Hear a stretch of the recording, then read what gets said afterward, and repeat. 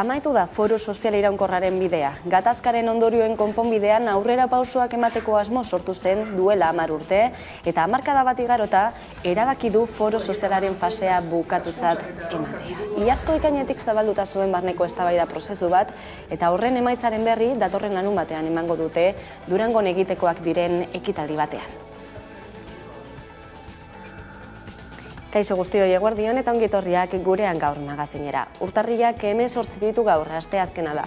Hamarkada bateko lanaren ondoren, foro sozialak amaitutzat eman du bere ibilbidea. Fase berri bat zabaltzen ari delako konponbide prozesuan. Konponbide prozesu horretan aurrera pausoak eman diren arren, presen auzian, memorian eta batez ere Espainiako estatuaren biktimek nozitzen duten diskriminazioan lana gelditzen dela aitortzen dute, baina horietan bidea egiteko tresna berriak beharko direla iritzi dute.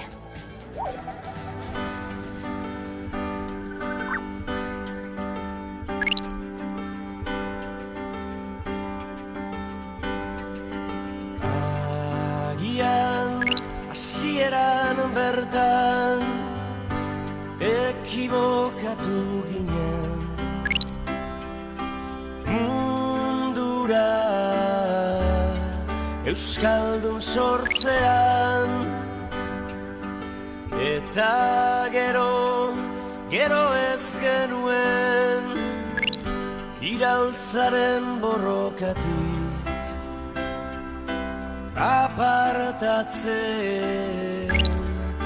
apartatzen jakin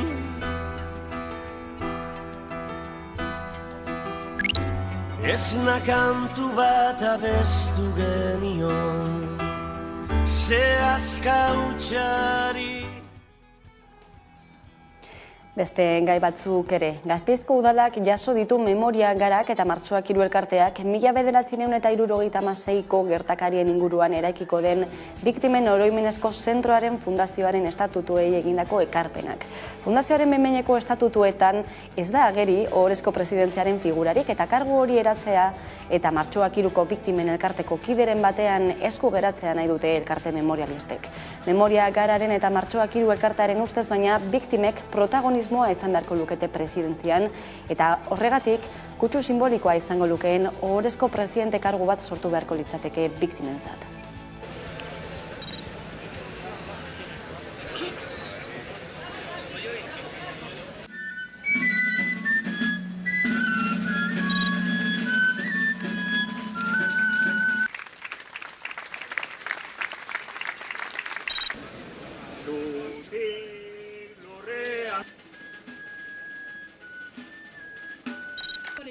Años en esta iglesia eta ez hori bakarrik gure eraildako zen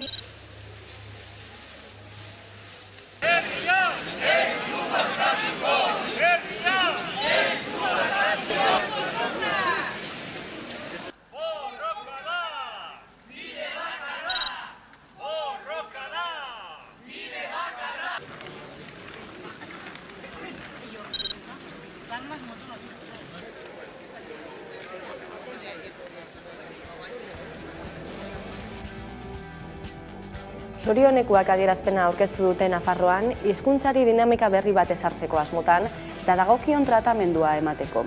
Hori horrela, historikoa izatea nahi duten manifestazioa deitu dute ekainaren 10erako Iruñean. Euskararen normalizazioaren aldeko pausoak etengabekoak dira. Esate baterako azken egunotan Iruñean dinamika berri bat aurkeztu dute Zorionekuak izenpean. Euskararen inguruko dinamika eragile zein egitasmo ezberdinetan lan egiten duten norbananako ezberdinak daude dinamika eta manifestu honen atzean. Nafarra osoko hainbat eremutatik eta bidetatik gatozen herritarra gara. Euskaraz bizi nahi dugunok.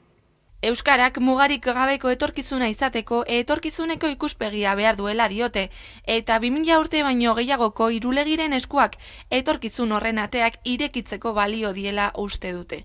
Horretarako eragile sozial eta politikoei dei egiten diete euskararen aldeko bide komun bat irekiko duen dinamika berri baterako. Erabil dezagon zorioneko bihurtu gaituen 2000 urteko eskua etorkizunari ongi etorria emateko. Euskarari bere lekua eta prestigioa emateko eskatzen dugu. Euskaraz ikasi hasi hitz egin, txisteak egin, fikzioa ikusi eta amets egin nahi dugu diote sinatzailek, besteak beste Castillo Suarez idazleak eta Nerea Arbizu abeslariak. Euskaraz bizi nahi dute, baina egunerokoan oztopoak asko direla diote, hizkuntza eskubideak gure postakodearen arabera definitzen baitirelako. Zorionekuak manifestuan euskararen aldeko defentsa egiteaz gain, harrotasuna eta ilusioa bultzatu nahi dute.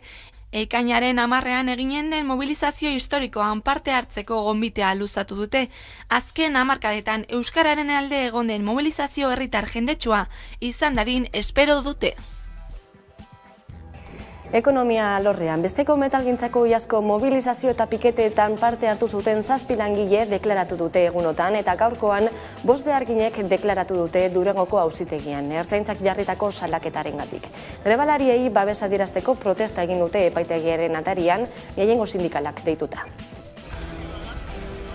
Bizkaiko metalgintzako 9 langile deklaratzera deitu dituzte lanitunaren negoziazioaren arira 2022ko grebetan parte hartzeagatik, ertzaintzak jarritako salaketengatik. Besteak beste, agintarien aurkako atentatua eta desordena publikoa egotzi diete.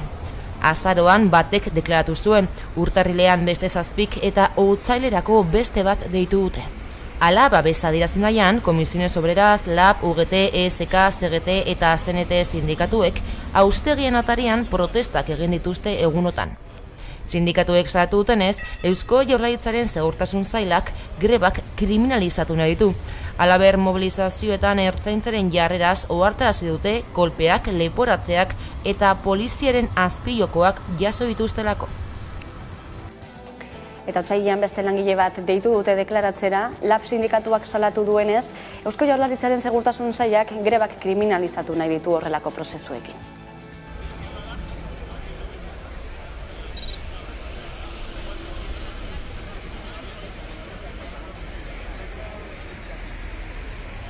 Eta alde batetik gogoratu nahi dugu, nola guztira orain arte 8 langile izan direla epaitegietatik pasatu direnak, baina beste zitazio bat heldu da otsailerako eta horrekin ja 9 izango dira. Badakigu esperientziagatik ez direla hor geldituko.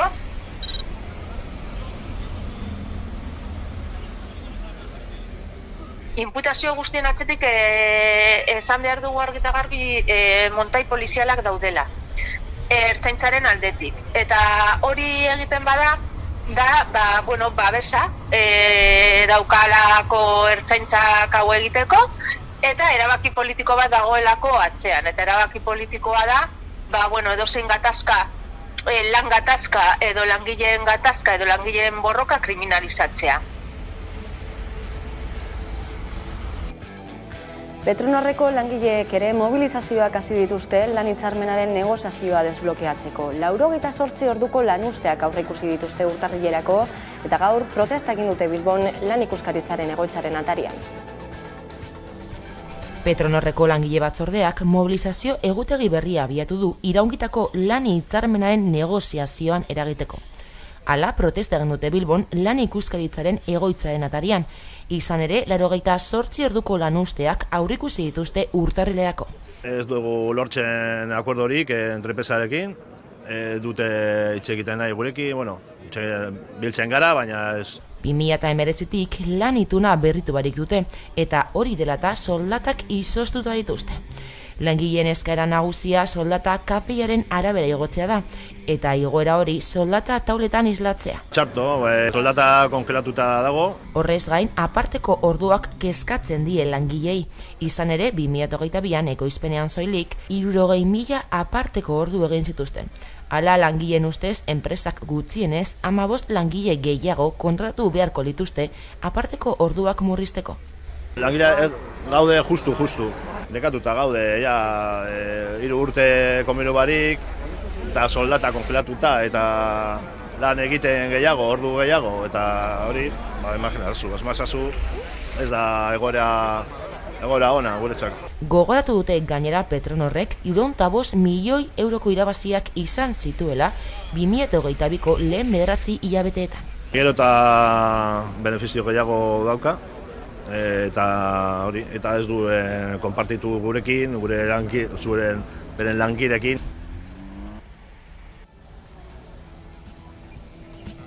Eta Emmanuel Macron, Frantziako presidentaren gobernuak aurrera eraman nahi duen pentsioen erreformaren aurkako greba orokor eguna deitu dute biharko Frantziar estatuko sindikatuek.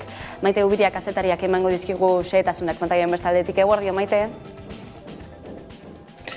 Egunon. Ipar Euskal Herrian ere, bihar izango dira protestak, erretretaren aurkako, erreformaren aurka egiteko. Zer espero daiteke bihar, ikusita zelako mobilizazio tradizioa dagoen bertan? Sentitzen dute, ez dute zuen soinua entzuten. Bale, saiatuko, ez dakite, orain entzuten duzu, Maite? Egoen entzuten dut, barkatu, Bai, lasai, barkatu. Esaten genuen, biharko Frantziako sindikatuek deitu dutela estatu osoan grebara, pentsioen erreformaren aurka egiteko, eta Ipar Euskal Herrian ere izango direla mobilizazioak. Zer espero daiteke bihar ikusita zenolako mobilizazio tradizioa dagoen bertan? Bueno, nik uste dute erretreta sistemare buruzko erreformen karietara mobilizazio handiena gertatu direla bai Frantziar estatu mailan eta baita Ipar Euskal Herrian ere. Ez dut uste biharko eguna nolabait exzepzio bat izango denik. Aurrek usten da oso mobilizazio handia, kontutan izanik sindikatu guztiek bat egin dutela greba horrekin. Azken hamarkadetan hainbat erreforma egin dire eta nik esan nuke bihar emango den mobilizazio eguna segurezki parekatu daiteke 2010ean Gor ministroaren reformaren aurka izan zen mobilizazioarekin. Orduan ere sindikatu guztiek deitu zuten mobilizaziora, hau da CFDT sindikatu reformista barne, eta milioi bat langile atera ziren karriketara barne ministeritzak emandako datuen arabera. Kontutan izanik, zenolako deialdi zabala egindan biharko, nik uste oso mobilizazio handia biziko degula, bai Frantziar estatu mailan eta baita Ipar Euskal Herrian ere. Bai, geldiaraziko dutela aurre ikusten delako, Frantziar estatu eta baita Ipar Euskal Herria ere, esaterako garraio bide guztietan ere greba dituta dagoelako, esan dugu, greba orokorra pentsioen erreformaren proposamen horren aurka, izan ere zenolako tamaina hartzen du proposamenak, Macronek proposatutakoak, zenolako aldaketak ekarriko ditu, Maite? Bueno, nik uste dute 80. hamarkadatik aurrera, pitinka indarren eman dituzten erreforma guztiek, pentsio publikoen sistema utzera ekarri dutela, ezta? Nik uste dute berez, Mitterrand presidente zalerik jarri zala adina hartzeko sistema progresistena, 60 urtekin posible zalako erretreta hartzea, eta geroztik martxan eman diren sistema guztiak edo reforma guztiak nolabait eskubide hori edo lorpen hori ahultzera etorri dire. Borne reformak dakan elementu nagusia, ez da soilik gibelatzen dula erretreta hartzeko adina 62 urtetik 64 urtetara, baizik eta reforma oso bortitza dela epen aldetik ez duelako aparteko malgutasunik ematen. Hau da, aurreko aholku guztiek ematen zuten jakitera nolabait kotizazio urteen handitzea edo luzapen hori egingo zala beste malgutasun batekin, baina Bornek sinatzen duen erreformak erabaki du 2023an izan ordez 2027tik aurrera 53 urte beharko direla kotizatu erretretaren egunetik egun kobratzeko. Horrek ere bai ekartzen du beste errealitate bat, ez dela inezaguna, eta da beraiek deitzen dituzten langile seniorrak, edo hau da adinean sartua diren langilek gehiago luzatu beharko dutela haien ibilbidea. Noski horrek nolabait ezberdintasun maila handiagoa ekarriko du frantses gizartera. Finean sektoren arabera, lanen arabera oso ezberdintasun maila handia dagola, eta naizta erreformak aintzat hartzen ditula, oso gazte hasi diren langileen egoera, edo langile bereziko gogorra dituzten langileen egoera, finean eskatzen dana da denbora gehiago lan egitea, eta horrek ekarriko du baita ere bizi iraupenaren inguruan eta bizitza kalitatearen inguruan galera bat. Ikusten ari gara dena den, Europa mailan ematen ari den neurrien gogortasun bat dela, ez? Pentsioei dagokionean, Euskal Herrian ere pairatzen ari gara Madrilek hartutako erabaki horiek eta Europako beste hainbat herrialdeetan ere ari dira, ez? Erreforma guzti horiek ontzen, ez? Pentsioen erreforman, azken finean zuke aipatu bezala, langileentzat eta pentsiodunentzat batez ere, atzera pauso bat izango direnak. Esango zenuke era global batean edo estrategia global bat badagoela bateratua honi ekiteko? Bai, nik uste pentsio publikoen sistema ahultzeko hartzen ari diren neurri ezberdinak testuinguru zehatza batean kokatu inbar dira, ez? Adibidez, Frantziako azkeneko erreforma horrera ateratzeko ematen diren datuak ezestatzea aski erresa da, bakarrikan zenbakitara begiratuta. Alde batetikan historikoki aldarrikatu da segurantza sozialaren defizita eta Frantziako seguritate sozialeko defizita gutxitzen junda azken 5 urtetan, nahiz eta pandemia bat egon, horrek esan nahi du gutxiago gastatu dula edo inbertitu dula estatuak nolabait sistema hori atxikitzeko. Orduan ez dago urgentzia bat eta ezin da zenbakiak eskutan aldarrikatu erreforma hau martxan jartzen ez bada egongo dala kolapso bat sistemarena, beti ere jokatzen dute argudio horrekin, horrek galdu dula sistemak. Begiratzen baldin badugu beste datu batzuk, ikusten dugu aberastasunaren sorrera gero handiagoa dela, aberastasunaren banaketa gero eta txarragoa dela, eta begiratzen baldin badugu azken Oxfam elkarteak adibidez eman duen azken txostena, 10 frantziar aberatsenak edo, ez hau da, fortuna handiak dituzten horiek iaz irabazi zutenarekin, posible izango litzateke frantziar familia guztien elektrizitate, gasa eta energia konsumo guztiak ordaintzea urtebetez. Hori da benetako errealidadea. Eta horri gehitu inbartzaio, sektore publiko pribatutik eragiten den presioa. Hau da, ahultzen baldin badire pentsio publikoak, gero eta indartsuago izango dire pentsio pribatuen funtsak eta banketxeek edo asegurantzek proposatzen dituzten produktu horiek.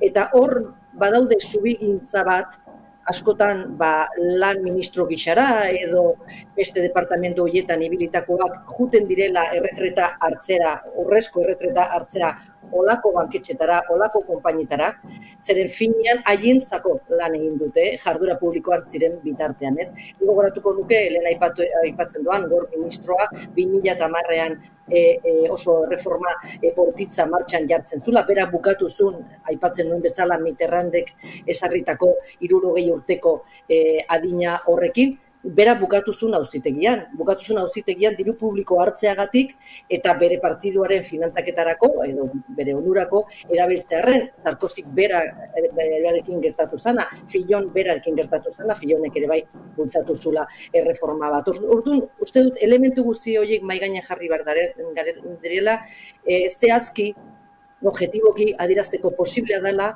pentsio publiko sistema orekatua, justoa mantentzea, benetan eragiten baldin bada aberastasunaren banaketa eta benetan eragiten baldin bada nolabait gizarte oroaren aldeko politiketan. Eta hori da faltan botatzen dena. Horregatik Europa bultzatzen ditula hori bezalako erreformak eta horregatik ere importantea da biharko mobilizazioa.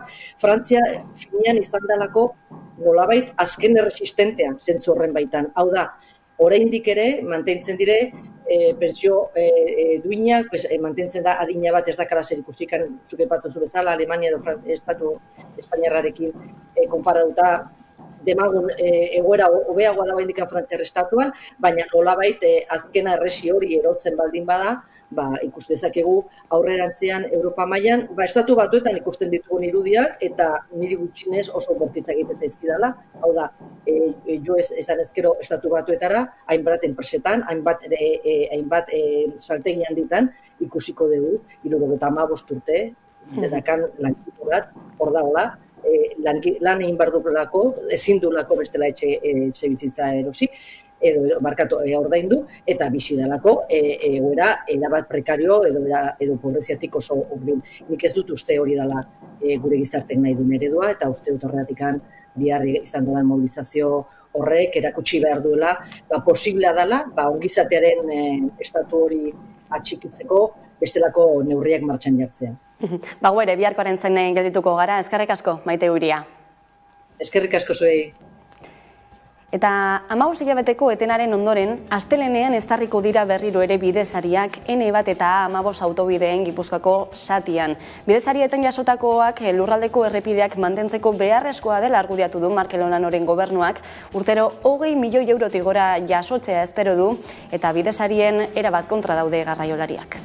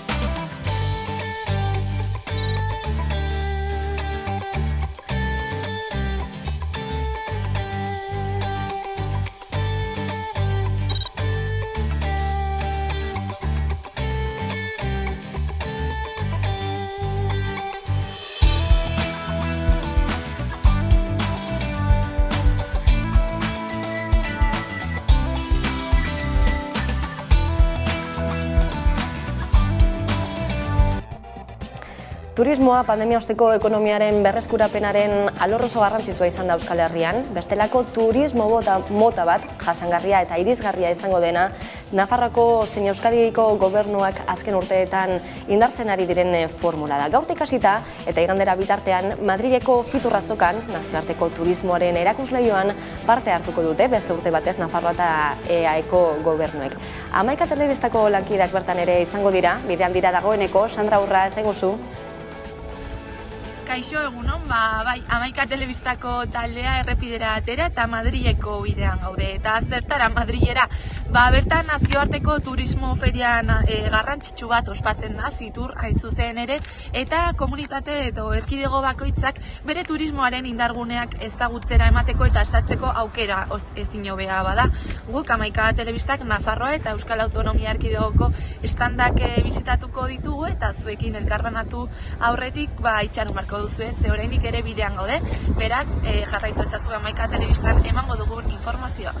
Nean ere helburu jasangarriaren kontzeptua azaltzen saiatu garela, eta komentatu deten bezala Fiturren dagoen Nafarroko estanean 11 aurkezpen egonen die, ekitaldi edo mai inguruak izanen die, eta 34 hizlari hartuko dute parte. Azkenean Nafarroko eguna izanen da, eta ostegun da ostiralaia publiko profesionaleko egun. Fiturren zain geldituko gara, Nafarroko lantaldearen zain heldu bitartean, joango gara berri guztiak aipatzen ere. Eta gurera itzuliko gara, kultura agenda beteko dugulako jarraian, Irati Agirrezkoenaga kultura dituarekin. Kaixo, Irati? Kaixo, ire guerdian. Urtea dagoeneko hasita eta antzerki garaiari ere hasiera eman zaio behasainen. Zer dakar aurtengoak? Hori da, abian da antzerki garaia, Ordizian eta Beasainen, Ordiziako herri antzokiak eta Beasaingo usurbe antzokiak euren ateak zabaldu dizkiete dagoeneko antzerki garaia programazioari, eta, Goierri antzerki denboraldiaren 29. edizioa izango da aurtengoa, joan den astean egin zuten lehenengo emanaldia, eta ostiral honetan, urtarrilaren 20an, Itziar, Ituño eta Ramon Agirre aktoreak Ordizian izango dira 20 isilik obra aurkezten. Ondarribin egin zuten streamua urtarrilean eta Ordizian ikusteko ere izango dugu esan bezala ostiralean.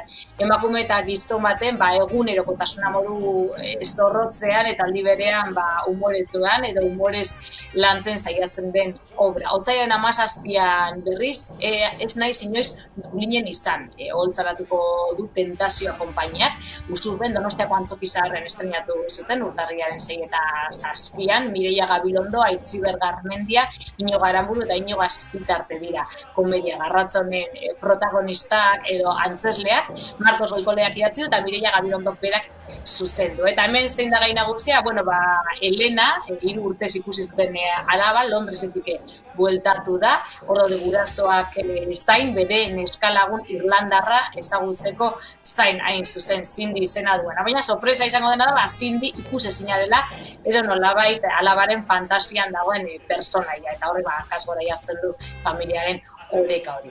Martzoan jarraituko du egitarauak, martzoan 17 ikateatrok Toto aurkeztuko du urdizian, Mafalda Bellidoren Txutxo obra du oinarri eta Kepa Errastik egin du euskarazko gidoian itzulpena eta egokitzapena, Agurtzabintza Urragak zuzendua, eta apirilera arte ere izango ditugu bestelako obrak.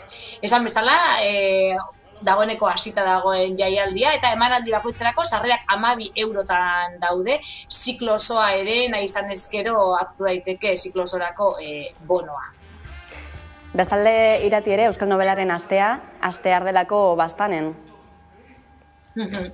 Bai, hori da, astear da, urtarriaren 23 astelenean hasiko da, urtarriaren 23tik 29 bitartean egin dute Euskal Nobelaren astea bastanen, 9. edizioa aurtengoa, eta ekitaldi ugari antolatu dituzte. Genero beltzeko liburuen aurkezpenak, mahai-inguruak solasaldiak, errezitaldiak, bertan hartuko dute parte hainbat idazle eta musikarik baita ere, besteak beste Joseba Sarrionaindia, Garazi Arrula, Garazi Galdeta eta Ruper Ordorikak.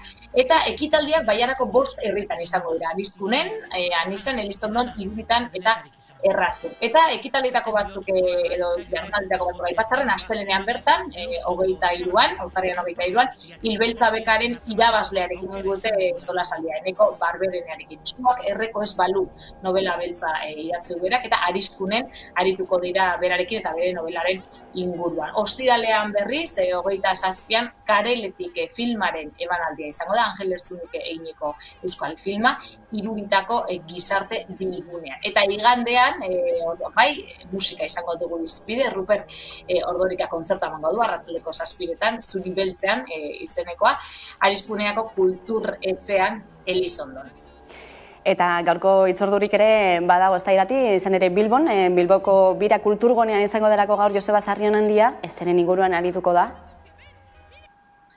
Bai, literaturarekin jarraituz nolabait, gaur Bilboko Alde Zaharreko Erronda kalean kokatutako bira kulturrunean ospatuko dute urteko lehenengo kafe filosofikoa deitzen dieten, ezta? Birak eta Agora Filosofia Elkarteke antolatu. Orduan lehenengo 6:30 hainbat idazleen artean sortutako Mare Ilargiari poemak liburuan aurkezpena izango da, eta ondoren bai 7etan Joseba Sarrionaindia izango da hizlari gonbidatua. Zer ote da kanpotarra izatea? Galdera hori izango du izpide bere solasaldian, edo galdera horretan kafe filosofikoari hasiera emango dio, aurtengo kafe filosofikoari, eta esan bezala gaur bertan biran arratsaldeko 6:30 aurrera, sarrera doakoa da foroa bete arte. Oso ondo Irati, eskerrik asko beste behin agenda betetzeagatik eta egongo gara hurrengoan ere, eskerrik asko hurrengoan arte. Eskerrik asko Leire, bai, hurrengoan arte. Tarte baten ostean itzuliko gara, eguneko elkarrizketa nagusiari tartea emateko. Gaurkoan gurean izango dugu Josu Etxaburu, gure eskuko bozeramailea, orain arte.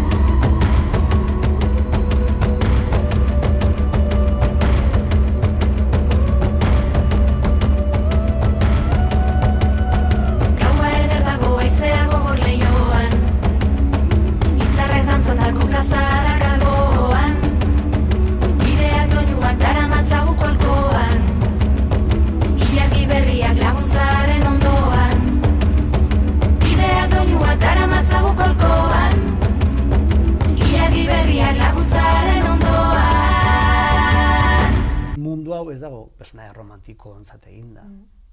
Oso pragmatikoa da mundua, ez? Eskakizun laboral handia daude, ekonomikoak, ezagit, ez? Produzioaren gurpilan sartzeko premia handia dago, orduan romantizismoa ez da bat ere, ez? 21. mendekoa, ez?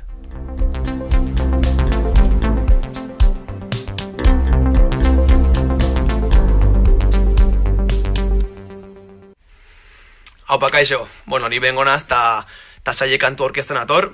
Hola, pixka labur bilduz kantak ondatzen duguna da, azken urteotan bizitakoa, bai pertsonalki eta bai musikante inguruan, gauza positibo eta negatiboak, ez? Eta hoxe, hemendikan, bizi musika programa ikustea gomendatzen dizuet, eta basarka da hundi bat, Amaika telebistako jendiai. A ver, no tú.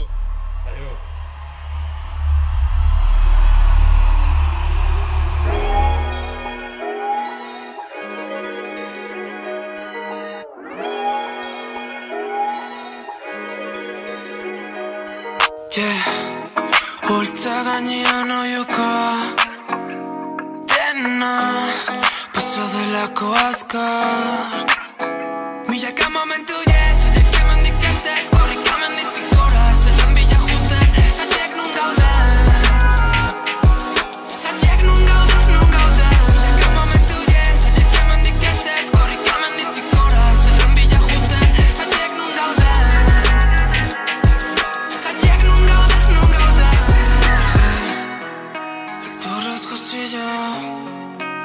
Zinelako ato Toain Hobeto zaudelako Urrea begirada hori mautxa Zerua grisa Ostiko kagora begira ua Udena jasan berrin Lura begirada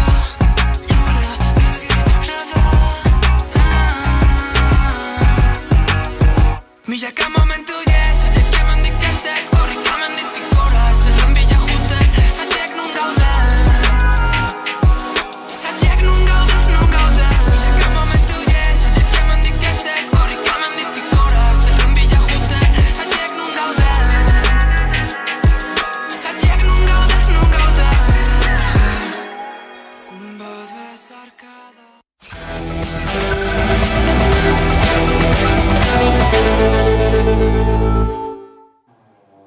Eta gunero legez, eguneko elkarrizketari ate erekiko diogu, horretarako gaurkoan gurekin dakago Josu Etxaburu, gure eskuko bozeramailea, eguerdion, ongi etorri. Eguerdion, da eskerrik asko.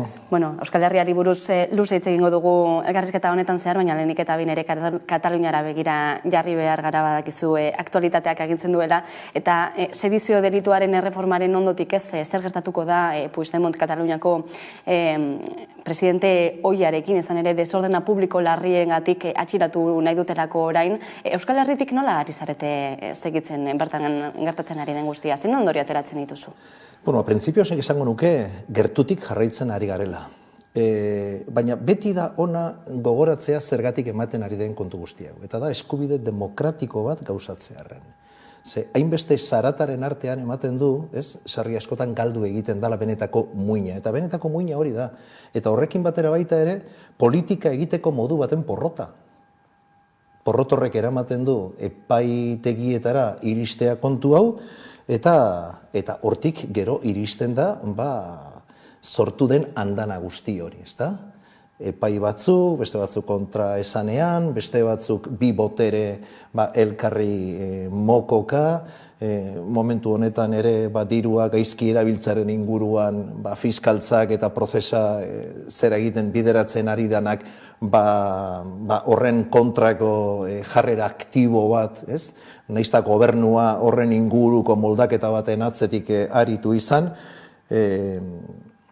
ez dakigu zer gertatuko den, baina kontua da Europan ere jartzearena begi hori, eta ikusgai egotea zer gertatuko dan, alde batetik Europako esparru hortan, eta gero Espainiako estatuak bere indar guztiarekin nola erantzungo dion, jarraitzen ari gara, nola ez, eta gero zer nolako birmoldaketak egiten ari diran, baina baita ere zer nolako birmoldaketa egiten ari diran, desordenak edo deitzen dioten horren arira.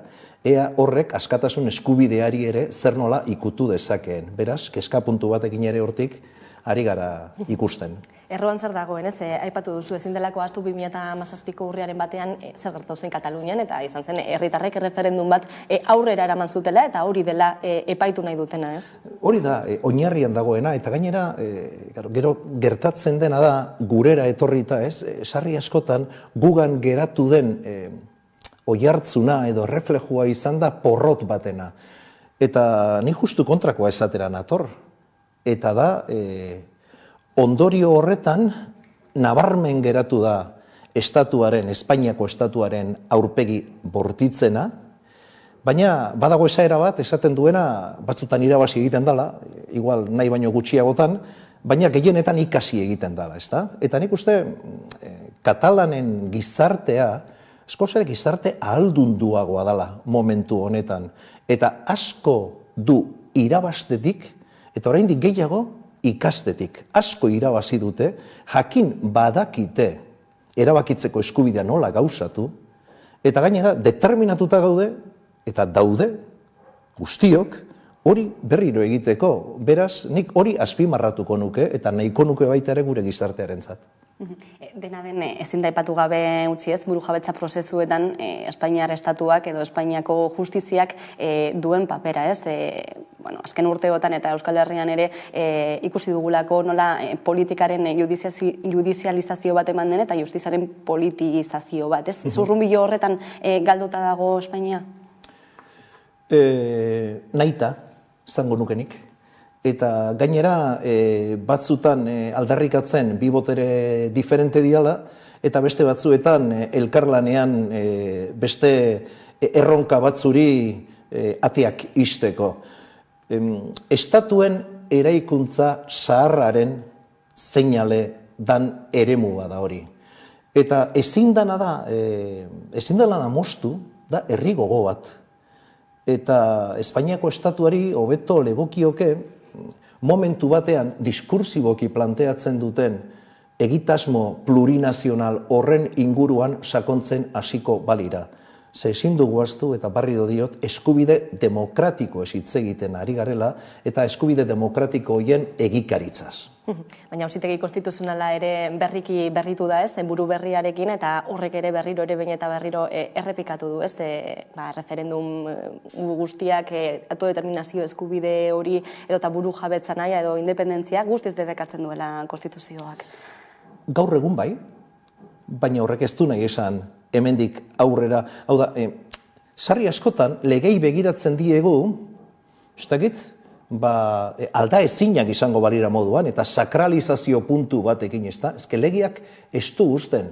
Aizue, legeak egiten dira, beti ere gizarte baten egituraketa bat, eta moldaketa bat, eta egikaritza bat bideratzeko, baina gizarteak aldatuz doaz, eta herritarrok aldatuz goaz. Beraz, legeak ere pareko espaldin badoaz, hor beste talka bat etorriko da, eta hor batzuk esango dute, ez dutela lekurik alda dezagun, beraz. Ez da izango aurreneko aldia konstituzioa aldatzen dela, Beraz, aurrekariak badaude, atzera begiratu nahi duenarentzat.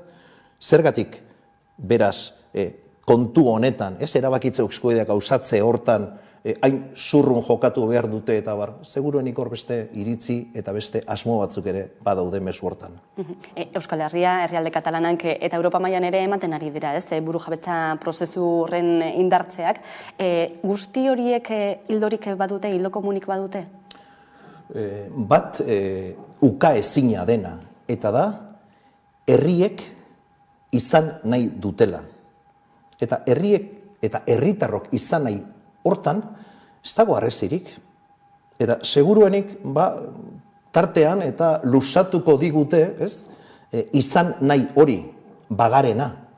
Baina bai hemen eta bai Europan eta horregatik guk itsasargian ere planteatzen dugu, gure burua Europako mugimendu subiranisten parte sentitzen dugula. Eskoziak aurrena egin zuen. Bigarrenari ate bat itxi diote. Hala ere, hauek oso determinatuta ari dira jokatzen. Beraz, egingo dutela, ez daukagu inolako zalantzarik. Irlanda ere, pausu politak ematen ari da, bateratze aldera.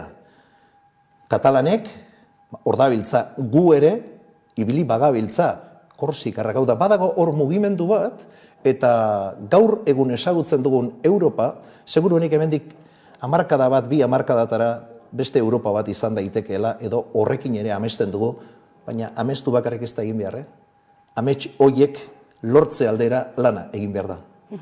Lan horretan eta bide horretan aldarrikatzen duzu, ezta? Herri desberdinen arteko batuketa bat, buru jabentzarantza bultzada emango duena, ezta? Hori sedagakoa?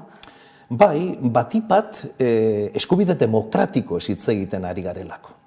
Eta da, herritarrei hitza ematea, zer izan nahi duten, nola antolatu nahi duten euren herria, eta aldi berean, gainontzeko herriekin zer nolako harremanak izan nahi dituzten, guzti hori erabaki alizateko.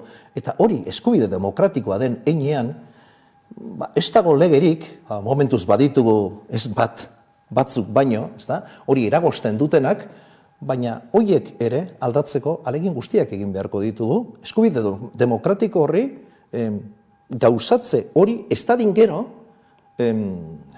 kartzela bidean jarri, edo epaitegietan jarri. Zergatik ez gizartean adostasun zabala lortzen duen ideia hori gainontzeko erakunde eta esparruetara eraman. Hau da, gabezia ez dago herritarrongan, gabezia beste leku batzuetan dago, eta hori da aldatu eta aldarrikatu behar duena. Horretarako nahi argia ikusten duzu Euskal Gizartean? Euskal Gizartean, sarri askotan gainera, galdetzen danean autodeterminazioaren inguruan eta bar, zergatik ez diogu Euskal herritarrei gaur bertan galdetzen, ona datozen etorkinekin zer nolako migrazio politika egin nahi dugun. Ea dan, Estatu Espainiorrak gaur agindua eman digun molde hori ala gertuagoko molde bat. Zergatik ez diogu Euskal herritarrei galdetzen zer nolako genero determinazioa nahi dugun gure gizartearentzat. Zergatik ez diogu gure herritarrei galdetzen zer nolako pentsioen inguruan, hau da, zergatik ez diogu galdetzen gure herritarrei ea legeak hemendik eta hemengoentzat nahi duten egitea edo ez. Seguruenik hor, hainbat erantzun jasoko genituzke esaten, hori ona dela. Hori ona baldin bada, seinale Euskal Gizarteak eta herritarrok burujabetza oso baten aldeko apostu egiten dugula. Izan ere horren galdetuta askok agian ez dutelako lehentasun bezala hartuko, uste duzu agian orain komentatu dituzun arlo guzti horiek ez dutelako bat egiten edo ez dutelako lotzen burujabetzarekin? Seguruenik, eta egia da baita ere, gure eskuren esparrua gehiago dala, edo gure eskuren ekarpena Euskal Gizarteari gehiago dala subiranotasunatik, hau da, eremu politikotik. Beste era batera esan da burujabetza formaletik, baina hainbat burujabetza eremu sortu eta sortzen ari dira Euskal Gizartean. Batzuk ezagunagoak, baina beste batzuk sortu berriak diranak. Eta horretan nik uste datozen urteetan begirada jarri behar dugula. Ez bakarrik burujabetza formalean, gure ekarpena egingo diogu alde hortatik, baina Euskaldunok eta Euskal herritarrok horren aldeko apostu finkoa egiten ari gara. Eta hori, seinale da, Euskal Gizarteari eta herritarroi bai interestzen zaigula autodeterminazioaren kontu hau. Hildo horretan erabakitzeko eskubidea aldarrikatu duzu, ezta? Gure eskuren oinarrizko balio bat bezala, ez dakite, herritarren partetik etorriko da edo zenolako papera izan beharko luke Euskal Administrazioak honetan? Herritarron eskutik etorriko dala sinestuko espagenu ezkeinateke hemen egongo, bai? Herritarron garaia dala, garai batean esaten genuen herri bat garela, bai? Herritarron garaia dala eta erabaki nahi dugula. Gaurkoz, 10 urte beranduago, horrek indarrean jarraitzen du, inoiz baino indar handiagoarekin. Herritarron eskutik etorri behar da. Egia da baita ere, herritarron alduntzea desikasteko prozesu bat dala. Eta horrek denbora eramaten du. Herritarrok ahalduntzearena. Ze sarri askotan, agindupekoak izan gara, eta beste batek agindutakoak gu bete.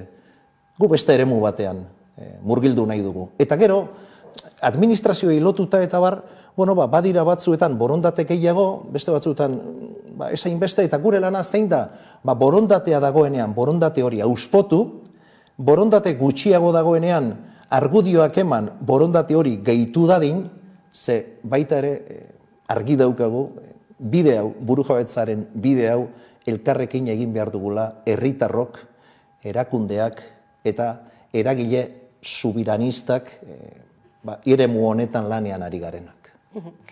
Aurten, gainera, gure eskudinamikak hamarkada betetzen du, orain artekoak, lortutakoak edo ez lortutakoak ere, pentsarazteko eta hausnartzeko bidea zabaltzen da orain, zeintzuk dira ondorio nagusiak azken hamarkada honetan? Nik esango nuke burujabetza prozesuak nahiko genuke azkarragoak izatea, baina seguruenik kostatuko dan honetan, esango nuke 10 urte baino ez. Eta 10 urte baino ez hortan, zer da egin duguna?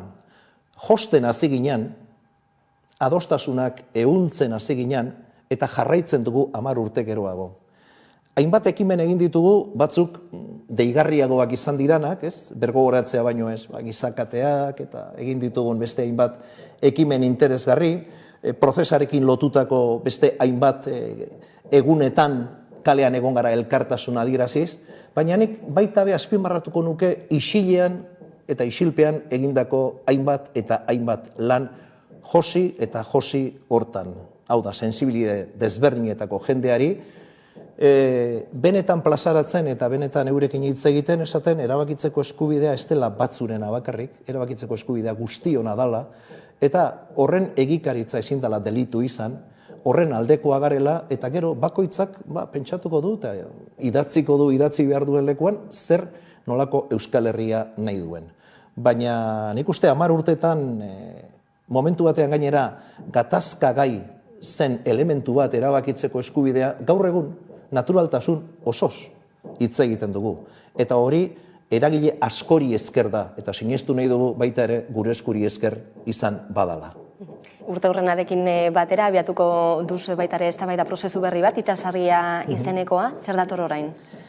Datorrena da, hilabete batzuk sendo lan egitekoak barnera begira. Egia da eskatozela hutsetik, ze 2013an jaio ginen, Fikoan, eta apirilaren 22an Fikoan izango gara, prozesu guzti honen emaitza ematen, abian dan prozesua, bestalde, eta esaten dudanean eskarela hutset ikasten, ez da nahi du 2015an, ja herri ekimen hau egikaritzeko eta antolatzeko moduetan ere aritu izan ginen eskura prozesua abian jarri gendun, eta orain kontua izango da, hortik zer dan balekoa oraindik, hamarkada bat, eta hamarkada batean euskal gizartea eta euskal herritarrok desente aldatu gara. Beraz, beste begira bat jarri behar da.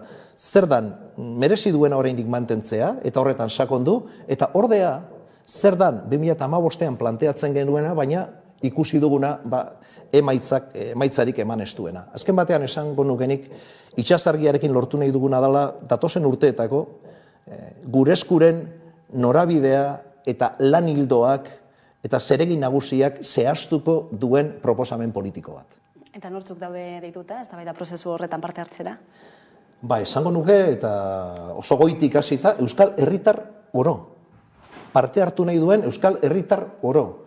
Adostasun ala desadostasunak adierazteko prozesuarekiko. Bereziki, gure eskuko bazkidetza eremu hori. Eta tipularen eredu horri jarraituz, gero, beste geruza batean badaude, gure eskuren kide izan diranak eta 10 urtetan ere, barrazoi diferenteengatik beste eremu batzuetan ari dinak, hoiekin elkarrizketa pertsonalak egingo ditugu, baita ere, kanpo begirada horiek jasotzeko. Beraz, esparru guztiak hartu nahi ditugu, eta nahi duguna da, alden eta parte hartzaileena izatea, alden eta ahots desberdin guztiak jasotzea, guk geurea ere hobeto zehaztu alizateko. Elkarlana ere orduan sustatuko duzue prozesu honetan, eztabaida prozesu honetan, eta agian beste dinamika eta beste herrialde batzotara begira ere jarriko zarete.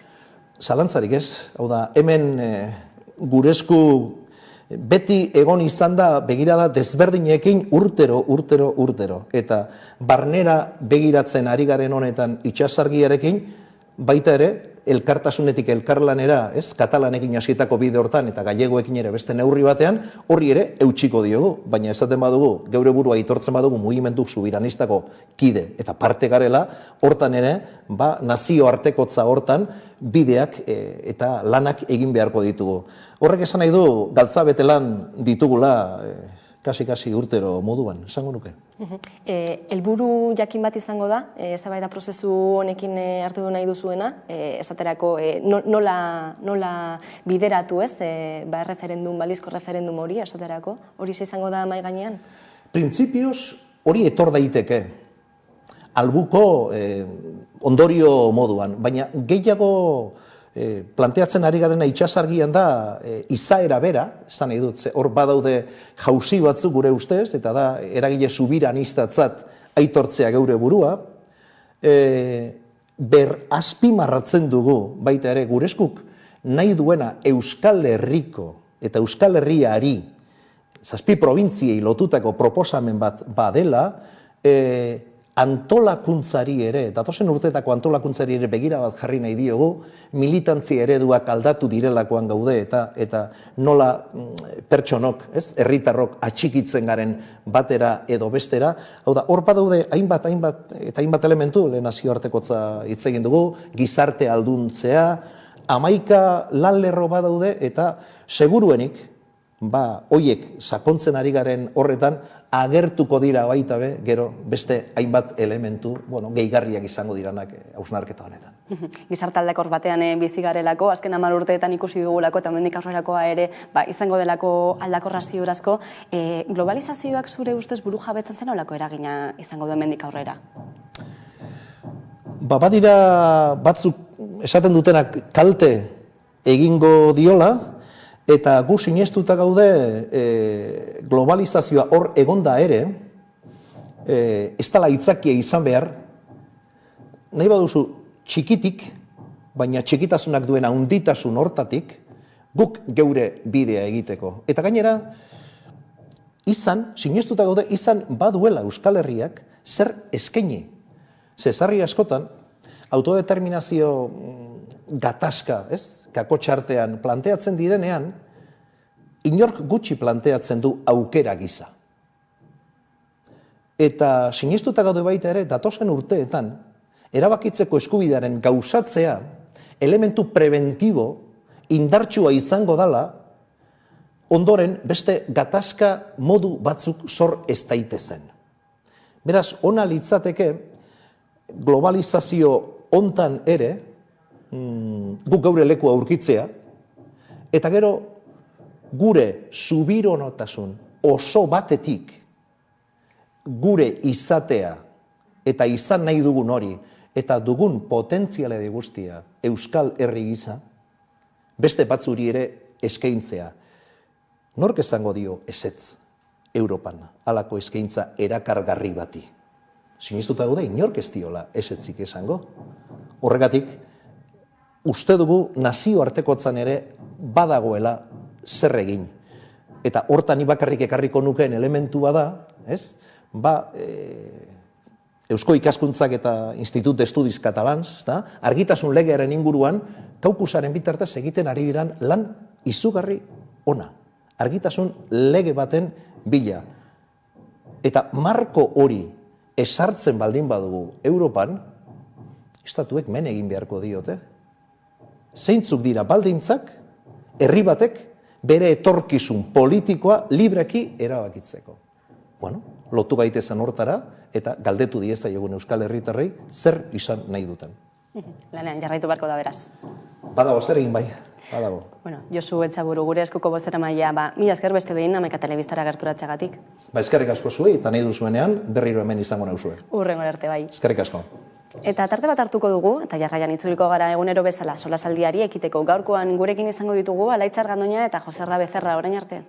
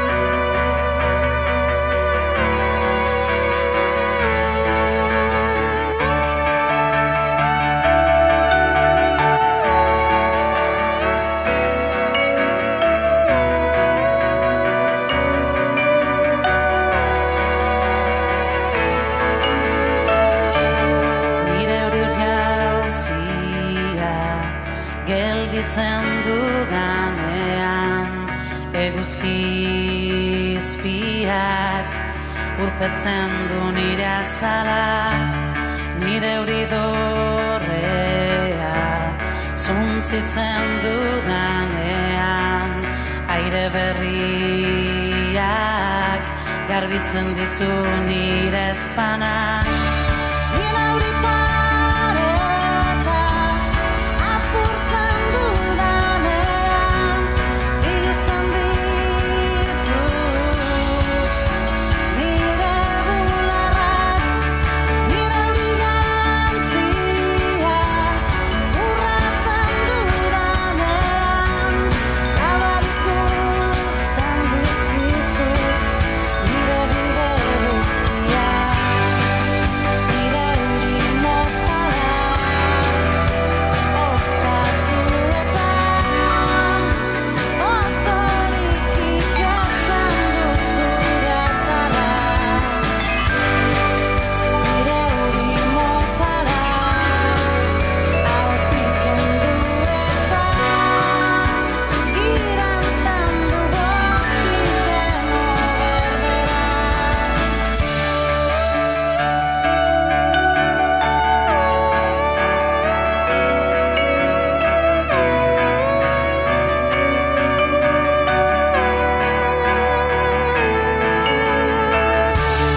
Nire euripareta apurtzen dudanean, biluzten ditu nire bularrak, nire eurigantzia urratzen dudanean, zabalik usten dizkizut nire bide guztiak, nire euri mozala oskatu eta osorik ikatzen dut zure azala, nire euri mozala ahotik kendu eta iranzten dugu oxigeno berbera.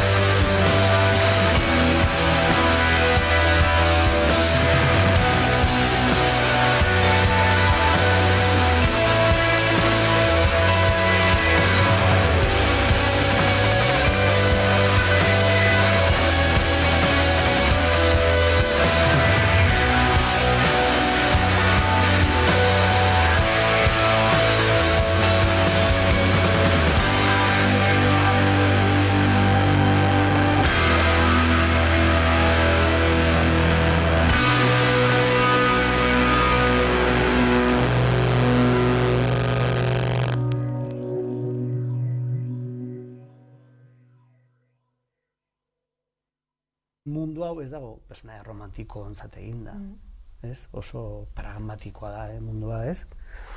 Eskakizun laboral handia daude, ekonomikoak, ezagit, ez? produzioaren gurpilan sartzeko premia handia dago, orduan erromantizismoa ez da bat ere, ez, 21. mendekoa, ez.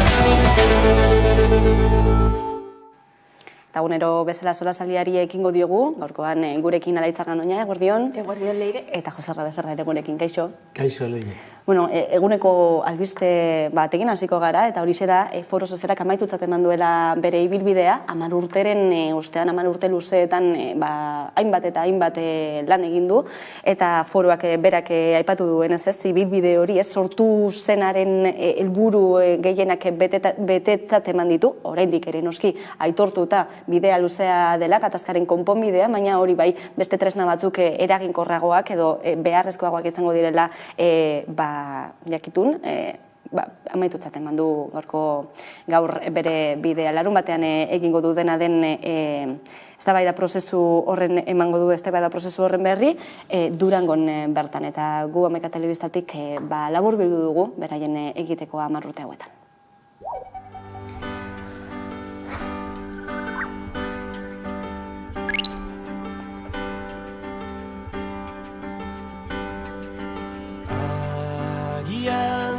Hasieran bertan ekibokatu ginen mundura euskaldun sortzean, eta gero ez genuen iraultzaren borrokatik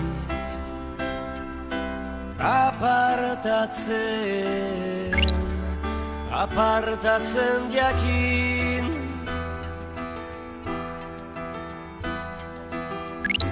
esna kantu bat abestu genion, zehazka utxari.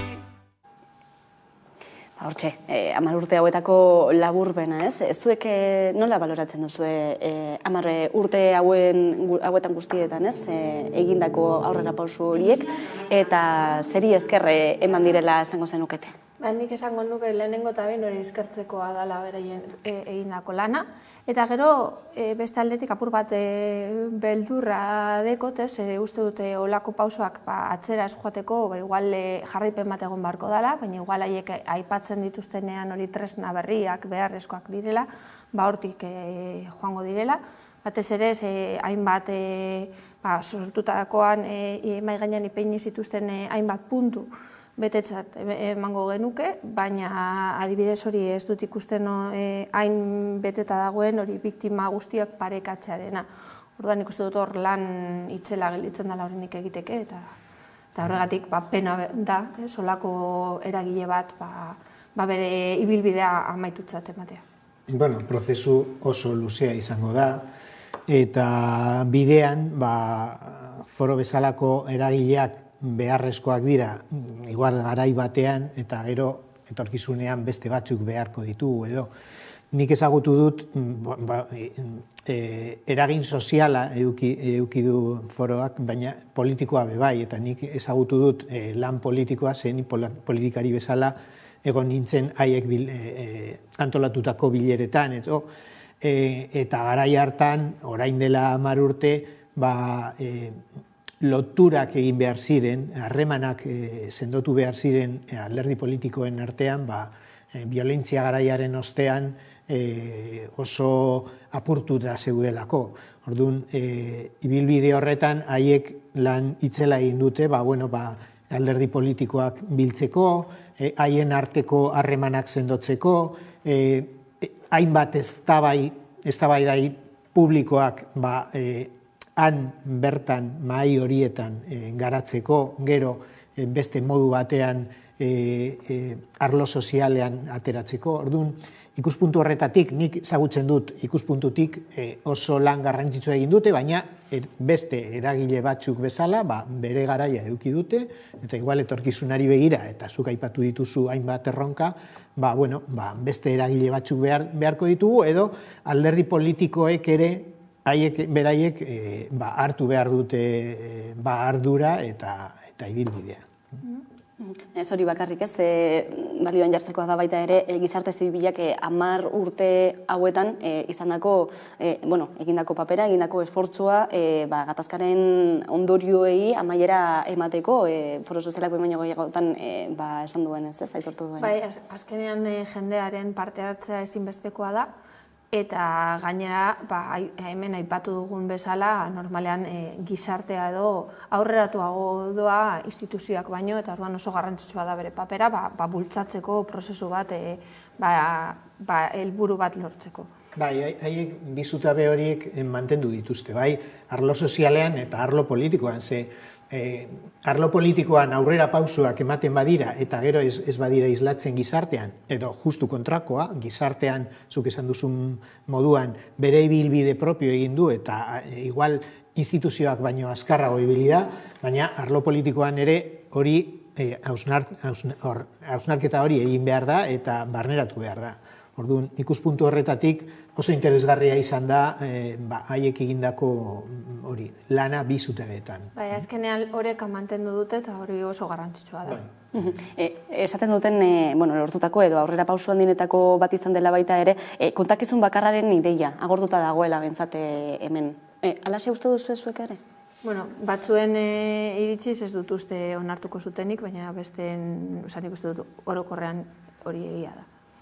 A ber, kontakizun bakarrarena alderdi politikoen artean ez da sartu ideia hori. Eta seguruenez, etorkizunari begira, hainbat eta hainbat kontakizun ikusiko ditugu, zoritzarrez. Baina, haiek egindako hausnarketa eta eztabaidak interesgarriak izan dira ikusteko nondik dauden nudoak edo korapiloak gero etorkizunean ikusiko dugu beste eragile batzuen bitartez korapilo horiek askatzeko eta poliki elkar bizitza sendoago lortu ahal izateko. Beste 10 urte behar izango ditugu nik uste dut hori, begirada sakon bat egiteko eta guztiok autokritika bat egiteko. Urteak beharrezkoak dira, baina nik uste dute ezin dugula ahaztu gertatutako guztia eta horren ondorioak, ze batzuk orainik pairatzen dituzte. Bai, lana, oraindik ere egiteko dagoela, hori zebera aitortzen dutela ere foro sozialetik, nahiz eta alde batera egingo duten, ikusiko dugu hemendik aurrera, aztenolako tresna berriak eta formula berriak sortzen diren gatazka honi eta herri honek bizi dituen egoera guzti hauei konponbide integral bat emateko. Gaizatatuko dugu gaurkoan ere ikamika handia sortzen ari delako berri baten inguruan, eta horixe da errefuxiatuak hartzeko zentro bat estarri nahi duela Madrilek Gasteizen, ezta? Dagoeneko Eusko Jaurlaritza erabaki honen aurka agertu da, Gorka Urtaran Gasteizko alkatea ere entzun dugu irmoki esan ez duela gogoza honez hartu proiektua, alde bakarreko erabakia izan dela Madrilaren partetik, eta hain zuzen ere talka egiten dutela nolabait formak edo ereduak.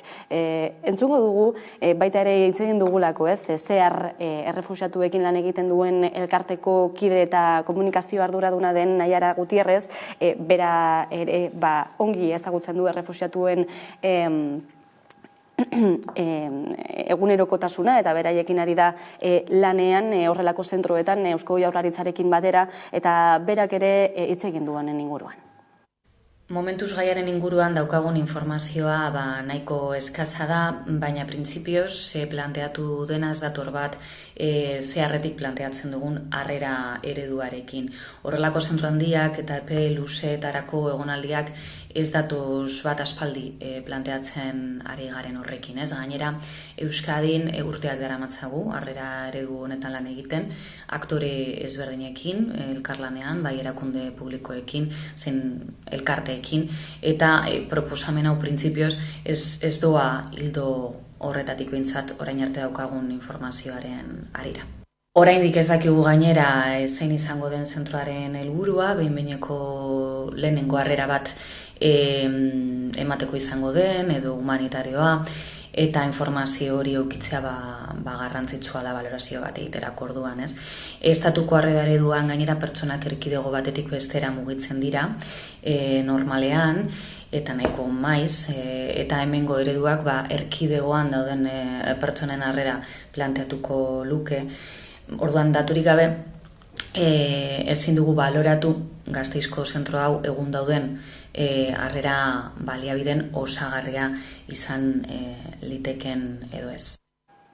Bueno, momentuz berri hori eta galdera asko airean, ez da, badakigu esaterako 350 lagunentzako tokia izango litzatekeela, harrera hori egiteko, gutxienez urte erdia igaro dezaketela hortxe, eta beste kontu bat garrantzitsua ere, eta garrantzia edo azpimarra jarri nahi izan dutena izan da, Gasteiz kanpoaldean kokatuta izango dela, ez, eta justuki, bain zuzen ere geto bihurtzeko arrisku hori ere ikusten dutela.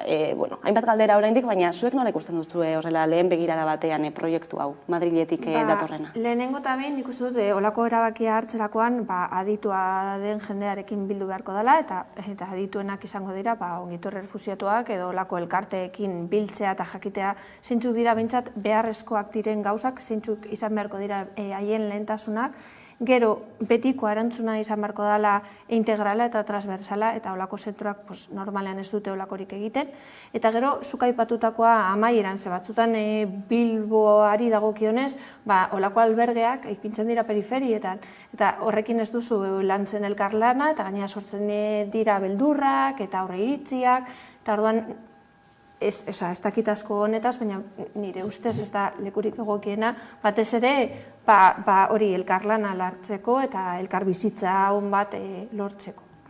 Inklusioaz asko egiten den honetan, ez? Zenolako zentzua dauka, ez? Gasteizeko kanpoaldean ezartzea harrera plan bat, ez dakit. Ikuspuntu horretatik badirudi ez dela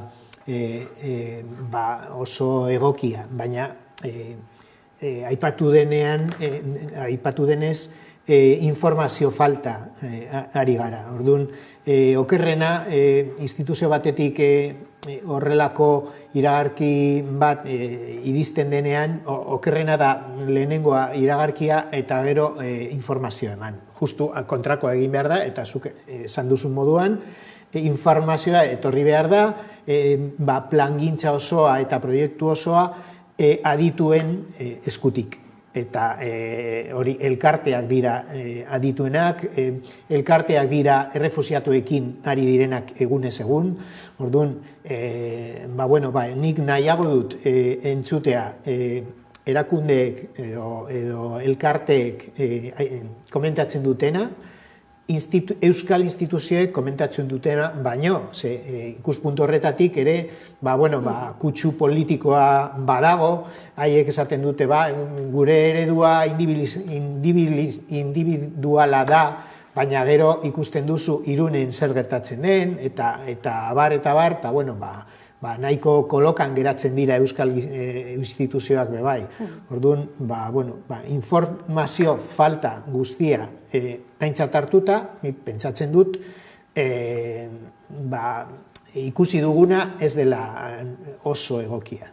Auzi politikoari begira, ez? Sortutako politikarien erreakzioak ikusita, ez? Eta gero, baita ere, egunerokotasunean, Irunen bertan gertatzen dena so eginez, ez? Aipatzen zenuenaren hildotik, hortxe tartean ere politikoki badagoelako transferentzien kontua, ez? Oraindik ere Euskal Autonomia Erkidegoak ez duelako migrazio transferentzia hori jaso, eta beraz, pugna hori oraindik ere badagoelako Madril eta artean. Euren leloa da transferentzia, eta elkarteen leloa da harrera.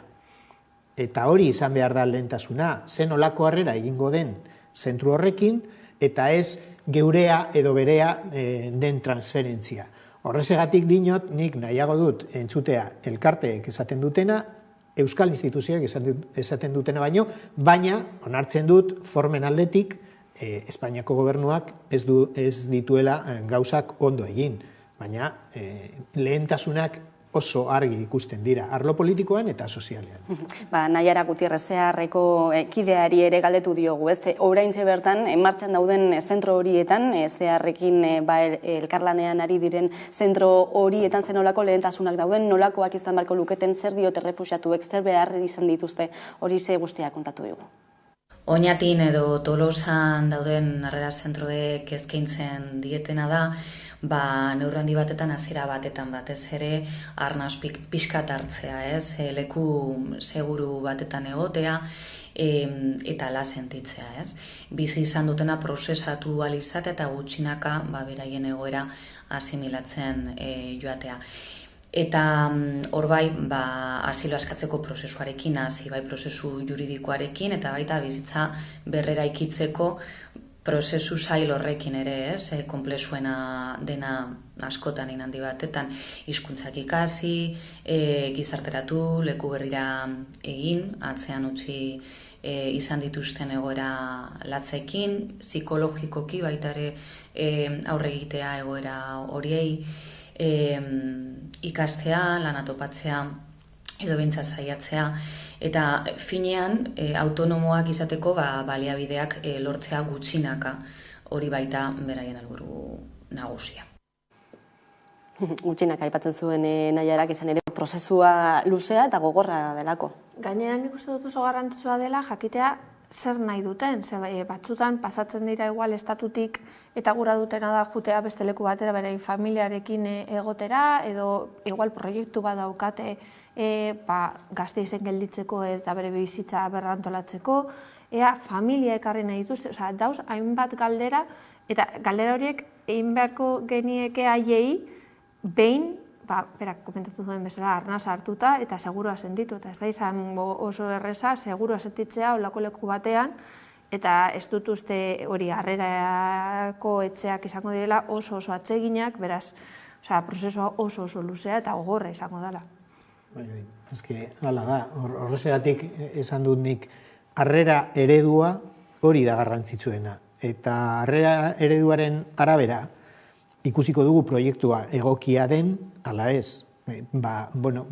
Pentsatu behar dugu, igual etorkizunean errefuxiatu gehiago edukiko ditugu eta euskal instituzioen eredu individuala ez da nahikoa izango hainbat errefuxiatu hartzeko.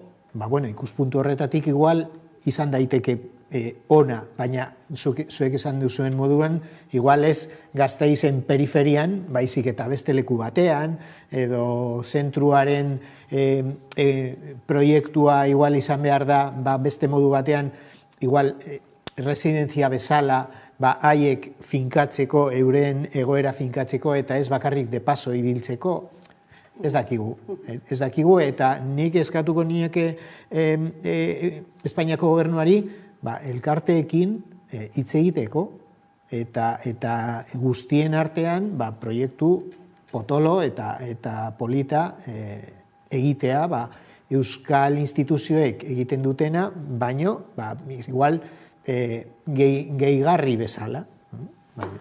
Ikusiko dugu, ikusiko dugu zertan gelditzen den proiektu hau.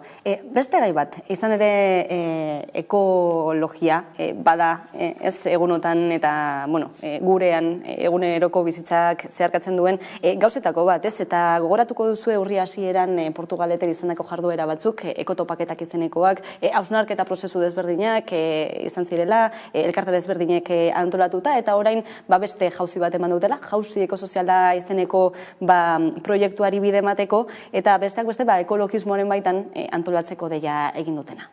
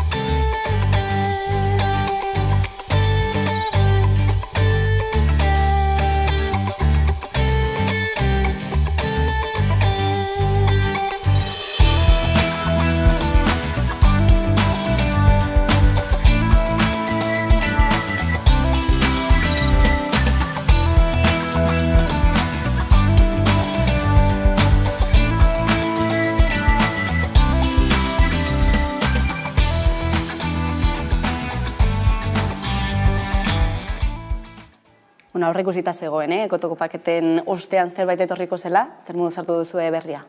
Ondo, beti eskertzekoa da jendea antolatzea eta talde motore bat egotea aurratzetik, batez ere pelmada emateko eta jendea konsientziatzeko zenolako arazoa deko aurrea.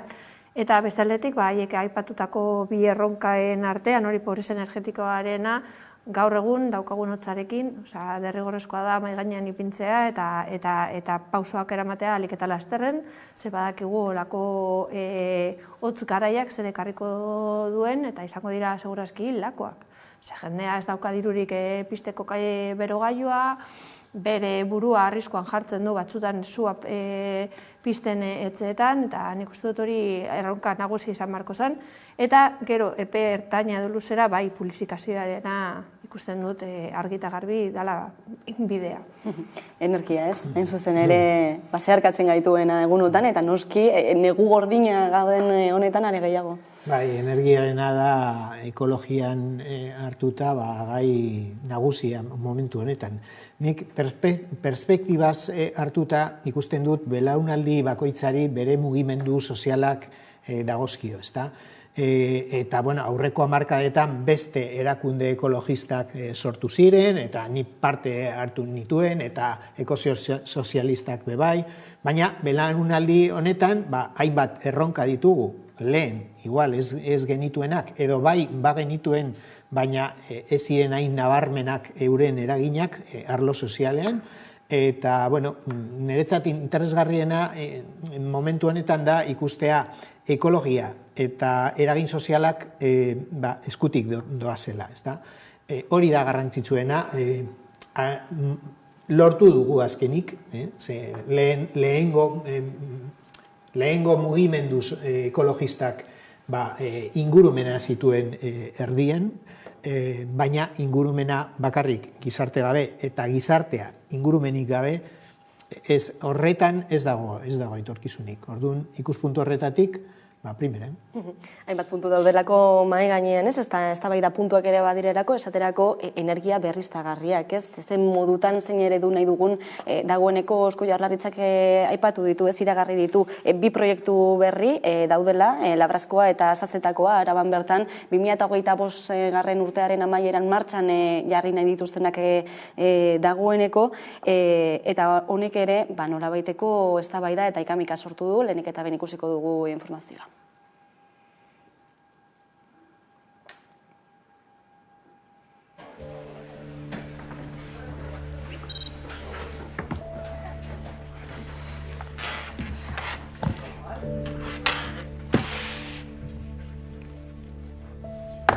Eta 2024aren bukaera, 2025 hasierarako bien obrak martxan lirateke.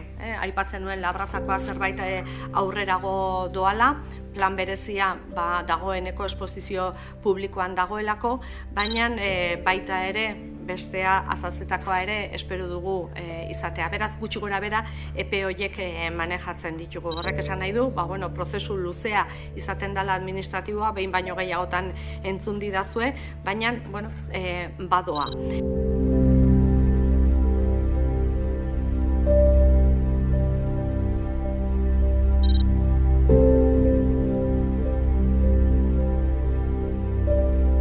Honetan, 10% kontsumitzen dugunaren 10% baldin bada sortzen duguna energia berriztagarrietatikan 2030era iritsi nahi genuen 15%arekin. Gai honek badakizu ez, ikuspuntu desberdinak sortzen dituela, alde batetik dagoelako zenolako eredu mota ez, alde batetik esatekoa delako bi proiektu hauek Araban egingo direnak Iberdrolaren kontrolpean dagoen Aizendar enpresak sustatuko dituelako, eta bestetik ere kokalekuak batzuetan ez zalantzak sortzen dituelako, ez? Non egingo da, zein bermerekin, zenolako inpaktuak izango ditu ingurumenean, horrelako zalantzak ere badaudelako gizartean. Bai, zalantzak badira eta eztabaida hor dago, baina eztabaida horren aurrean beste bat egin behar dugu. Eta bai, parke eolikoak behar ditugu eta horretarako planak egin behar dira, baina energia aurrezteko planak noizko. Ze azken finean, lortuko duguna da, 10%tik 15% igotzea. Eta gainontzekoa fosila izango da. Orduan, energia aurreztu behar dugu, bai ala bai. Ze energia eolikoarekin ez da nahiko izango. Eta nik ez dut inoiz entzun Eusko Jaurlaritza eta gainontzeko instituzioak esatea. Energia aurreztu behar dugu, bai ala bai. Eta energia asko aurreztu behar dugu. Erantzuna igual izango da zuk esan duzuna. Aizendarrek bultzatutako parkeak direlako eta parke horiek bultzatzen dituena da Iberdrola. Hau da, energia saltzen duena eta kobratzen duena. Guk pentsatu behar duguna da nola ez kontsumitzea Iberdrolaren energia. Eta ez nola eman Iberdrolari geure energia haiek kobratzeko. Bai, azkenean hori da, kezka ez, negozio berri bat bihurtu aldala. Edo bihurtzen ari da, edo bihurtu daia zuzenean gainera, badauze planteatzen hori, plan berriztea do, batez ere 15 proiektu berri bat daudela atzean edo tramitatzen martxan jartzeko, orduan ikusten da hor negozio bat dagoela, eta beti jendearen iritzia kanpoan gelditzen da, hori, zuk esan duzu, hori erabakitzeko non jarri. Eta nik ez dut, bai, ez da fosilak bezala, baina eolikoaren energia ez da guztiz berdea, ze inpaktu bat dauka, eta horregatik neurriak ipiniko direla, orduan, bai dago hori greenwashing bat horren gainean, orduan, hori, lehentasuna zuka aplatu duzuna, honekin ez goaz inoraz, ezkenean, 5% horrekin, ez dakitzen olako ipakotua eukiko duen, baina ez da izango, ez da dana konponduko horrekin, eta atzetik horren beldur, negozioa hor dagoela, eta betikoak, eta nola ez Iberdrola, etekinak atirako dituela. Ados nago zurekin, eta horrek ez du esan nahi berriztagarriak ez direla, berdeak ez direnik, edo fosilak baino hobeagoak direla, bai, noski, baina 100% hori ez da nahikoa klima larritasunari aurre egiteko, eta horren ondorioz, geure ingurumena suntsitzen baldin badugu, zelako negozioa egin dugun. Orduan, horrekin konparatuta, berriztagarriak deszentralizatuta, hau da, hiritarren eta kooperatiben eta enpresa txikiko eskuetan eukitzea, hori bai ekologikoa, hori bai berdea eta hori bai sostenigarria. Orduan, ikuspuntu horretatik ere ez dugu inoiz entzun Eusko Jaurlaritza eta gainontzeko instituzioak eta bakarrik entzuten ditugu, adierazteko nola jarriko dituzten geure energia iturriak enpresa boteretsuen esku. Horiek dira euren plan bakarrak. Eta hori da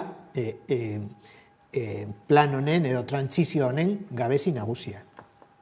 Bizitza eredua aldatu beharko litzatekelako, ez? Energia aurrezteko plan horiek eginda soilik, ondorio zuzenak ekarriko lituzkelako gure bizimoduan eta produkzio ereduan, kontsumitzeko ereduan. Geure bizimoduan bai, geure bizi kalitatean ez pentsatu.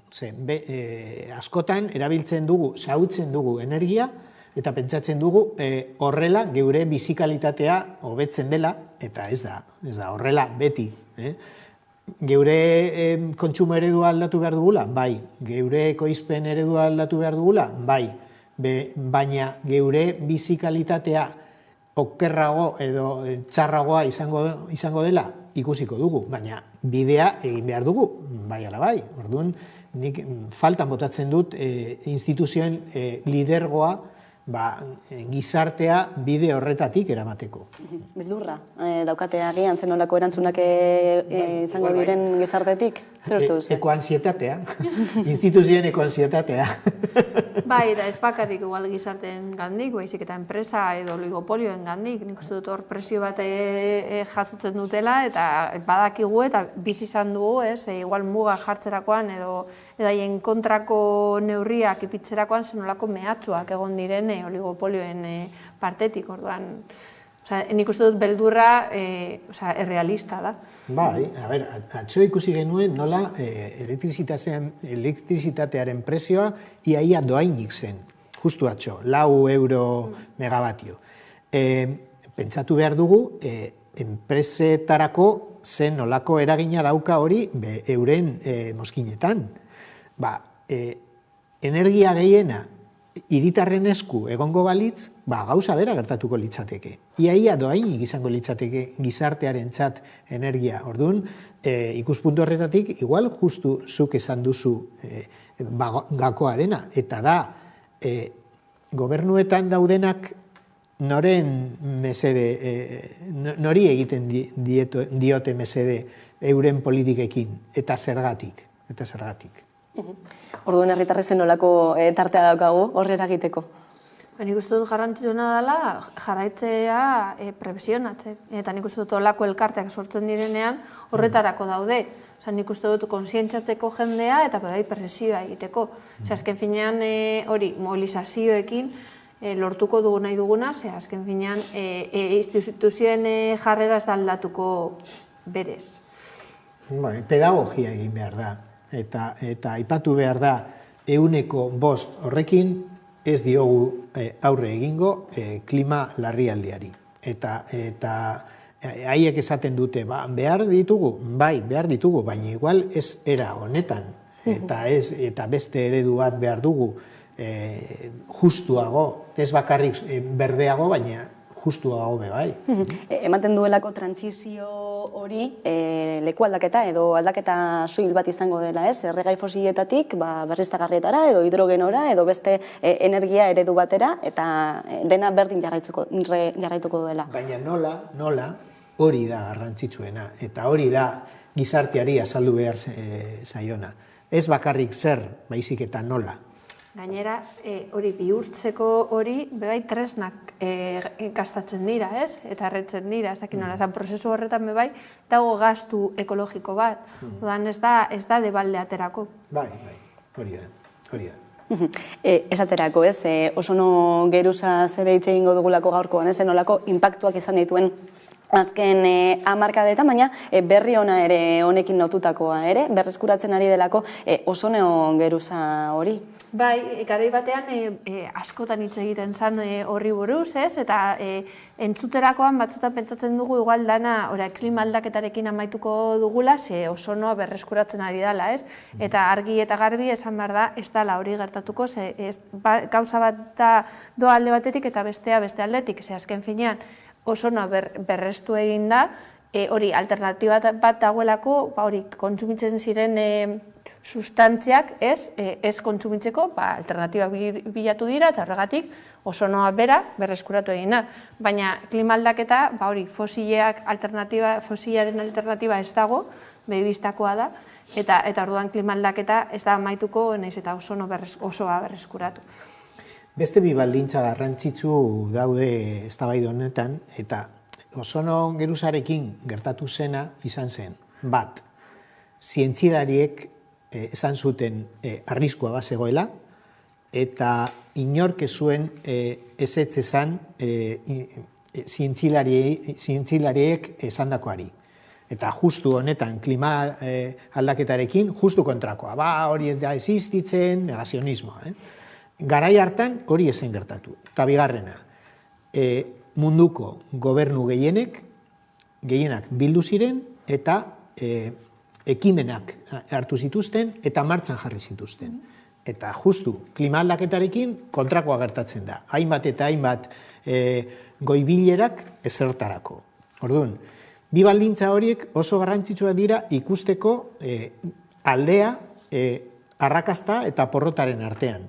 Eta arrakastatsua izan daiteke klima aldaketaren aurkako borroka, baina horretarako zientzilariek eduki behar dute azken hitza, eta instituzioek zientzilariek esandakoa bete behar dute hainbat ekimena martxan jarrita.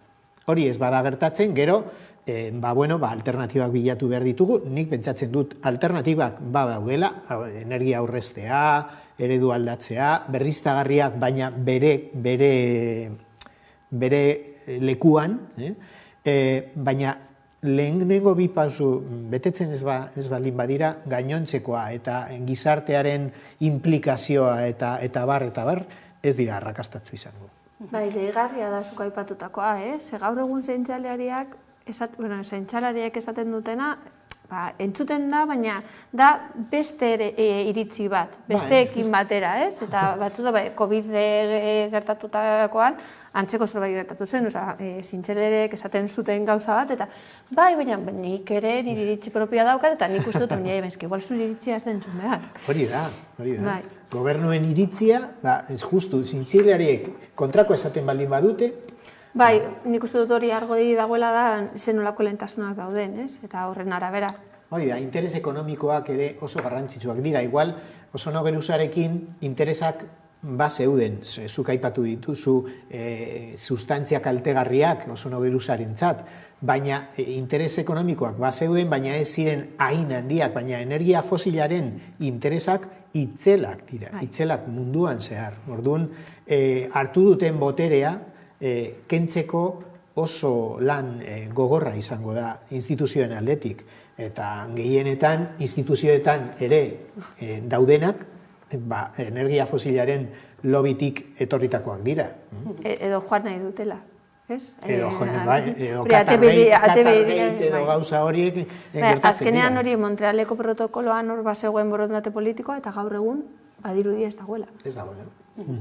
Ozono Geruzarekin zer gertatu den, zenolako prozesua izan duen, azalduko digu jarraian Jon Matxain ikertzailea da, EHUko kimika teoriko taldean diardu, eta berak emango dizkigu gako guztiak. Kaixo? Kaixo, eguerdian. Beno, esan bezala, Ozono Geruza berreskuratzen ari da, aipatu dugu ez, Nazio Batuen erakundea osatzen duten herrialde guztiek bat egin zutela, bain zuzen ere produktu kaltegarri horiek edo sustantzia horiek alboratzean, eta pixkanaka debekatzen hasi zirenetik, zenbaterainokoa izan da berreskurapen hori? Oso adierazgarria ez, oso nabarmena, ezin da, seguraski datu zehatz bat eman, Ozono zuluak berak urtean zehar bere geruzaren tamaina ostelakorra delako, ez? Baina, atera kontuak Europan eta zehar nahiko berreskuratuta dago. Eta zati kaltetunetan, Artikoan eta Egopoloan urtean zehar berreskuratze tasa oso altua izan da. Horrela, esaten digute honetan adituak direnak, ez? Iparpoloan 2045erako berreskuratuko dela martxa honetan eta Egopoloan 2076erako. Baina zenbaki zehatzik eman gabe esan dezakegu bidea oso positiboa dela. Aurreikuspenak onak dira beraz ez, eta mai honetan ere hitz egiten ari ginen herren hildotik, honek erakusten du neurriak gara izartzen baldin badira, ondorioak ere egoten direla. Zalantzari gabe, hor, maian komentatzen ari zareten bezala, oso garbi dago, neurriak hartzen baldin badira momentu egokienetan, gerora begira noski hor emaitzak daude. Aldez aurretik zintzelariok ez daukagu barita magikorik ez, baina bai kalteak nolakoak edo nondik datozen ikusita ze alternatiba proposatu daitezken, nolabaiteko datuen araberakoak izaten dira, ez? Eta orduan gure iritzia oso ongi aipatzen ari zareten moduan, adituen iritzia zerbetetan oinarritzen da, ez da iritzi propioa porkesi, baizik eta hor da atzean hausnarketa dago eta datuak daude. Orduan, zentzu horretan, neurriak hartzea ezinbestekoa da gero egiten ari garen kaltea konpontzeko, ez? Edo konpontzeko bidea jartzeko bintzat. Ozono Geruzaren berreskurapenaz hitz egiten ari garela, ez dakit, adituak ez garenok ulertzeko moduan, nola gertatzen da berreskurapen hori? Kontua da, ozonoak sortzeko estratosferan oreka kimiko bat daukala, ez? Bi erreakzio kimikoen oreka da, alde batetik oxigeno molekula arnasten dugunak apurtu egiten da ultramorea argia absorbatuz, eta apurtzerakoan oxigeno atomikoa sortzen da, eta beste oxigeno molekula batekin elkartzerakoan ozonoa sortu egiten da. Ozonoak 3 oxigeno atomo ditu bere egituran. Hau horrela, ozono molekula honek ere bai ultramorea absorbatzeko gaitasuna dauka, eta apurtu egiten da. Orduan, oreka honen arabera, urteentan zehar sortu izan da ozono geruza.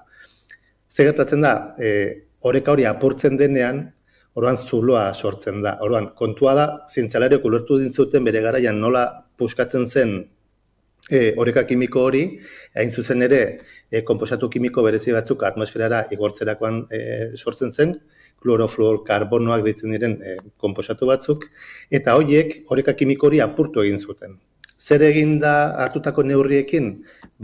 Konposatu hauek produkzio industrialetik kendu dira, debekatu ziren 89% duela 35 urte baino gehiago, eta horren ondorioz oreka kimiko hori berreskuratu egiten ari da poliki-poliki. Eta hori da hain zuzen ere, nolabaiteko kimikoki ikusita zer gertatzen ari zaigun, gure ozono geruza berreskuratzeko. Oreka hori apurtzen zuten konposatuak kendu ditugu zirkulaziotik. Eta honek guztiak noski onurak ekartzen ditu gurera, pentsatzekoa delako ozono geruza berreskuratuta behintzat berotze global hori moteltzeko basantzuak egongo direla, baina noski zer gertatzen da, beste alde batetik neurriak hartzen ez baldin badira eta erregai fosilak esaterako erabiltzen segitzen baldin badugu, berriro ere arrisku horren aurrean ikusiko dugulako. Ozono geruzak babestu egiten gaitu eguzkitik heltzen zaigun argi ultramore arriskutsutik. Argi ultramore horrek minbizia eta sortu dezake izaki bizidunetan, eta hortik ere nolabait ozono geruzak bizitza babesten du. Bestalde, eguzkiko energia ere handia ekartzen du, eta lurraren temperatura igotzeko beste arrazoietako bat ere hori bada. Aldaketa klimatikoak gehien bat beste sustantzia batzuengatik etortzen da, ez ozono berreskuratzeagatik edo ez, baina noski bi gauza hauek ere bai badute bere lotura, ez. Dena den, naiz eta ozonoa berreskuratu ez badugu erregai fosilen inguruan beste zer egiten, arazo bat konpontzeko bidean egongo gara, baina beste arazoa ez dugu ezertan konponduko, bakarrik mitigatuko genuke. Orduan, oraindik badago, zientzialariak badugu lana politikariak konbentzitzen, hartu beharreko beste neurri batzuk ere hartzeko. Ea, ala izaten den hemendik aurrera ere, mezurrekin geldituko gara, Jon Matximatxain, eskerrik asko gurean izatagatik. Zuei, plazer bat. Horixe argi eta garbi bidali duen azken mezu hori mai honetan komentatzen genuenaren arira. Nik uste dute haiek presionatu beharko dutela, zientzialariek, baina bai gizarteok. Gure eskuetan dago hori borondate politiko hori sortzea eta lehentasuna mai gainean ipintzea. Eske hor oso harrigarria da. Haiek ikertu behar dute eta ez manifestaldiak antolatu, baina justu bi aldeetan daude zoritzarrez, ez? Inork ez badie entzuten, kalera irtetzen dira. Eta oso harrigarria da, baina horrela da, orain. Ekologismoa sari garela nazioartera begirari jarri behar gara, azken egunotan badakizuelako irudi ikusgarriak ikusi ditugulako, Alemaniatik, bertan ekintzaile ekologistak egon direlako aste bete luzez, hain zuzen ere Alemanian handitu nahi duten meategi proiektu bati aurre egiten, poliziaren indarkeria bortitza salatu dute, eta atzokoan behin-behineko desalojatu zituzten manifestari guztiak beste Greta Thunberg ere. I say Litzy, you say Blythe. Litzy! Litzy!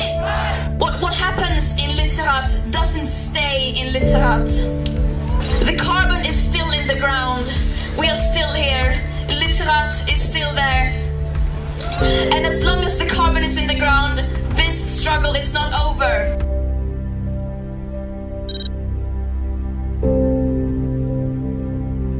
The fact that all of you are here is a sign of hope.